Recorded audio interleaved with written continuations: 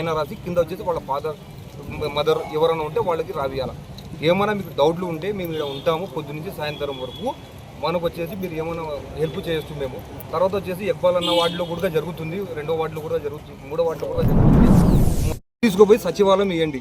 ఇదే మీకు లాస్ట్ అవకాశం. ఈ నెల 14 వరకే టైం ఉండేది. దాని తర్వాత పెంచేది తగ్గేది ఏం టైం ఉండదు. కాబట్టి దయచేసి 5వ వార్డు ప్రజలందరికీ మనవి చేస్తున్నాను ఏమంటే, కంపల్సరీ ఎట్టి పరిస్థితుల్లో మీ ఎంత తొందరగా అయితే అంత తొందరగా తీసుకుపోయి మీ పీఓలకి ఇవ్వండి. వాళ్ళు మీ పేర్లు ఆన్లైన్లో ఎక్కిస్తారు. తర్వాత ఏమైనా తప్పులుంటే వాళ్ళు నోటీస్ పంపిస్తారు. దాని తర్వాత అవి వస్తాయి.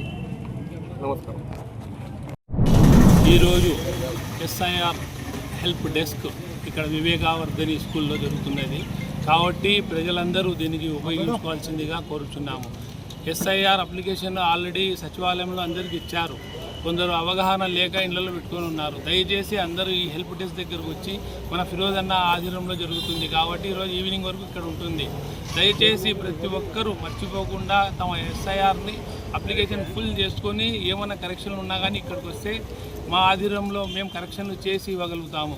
కాబట్టి తప్పక మీ అప్లికేషన్లు ఇక్కడి నుంచి తీసుకుపోయి బిఎల్ఓ వారికి ఇవ్వాల్సిందిగా మనవి. అందరికీ నమస్కారం అండి.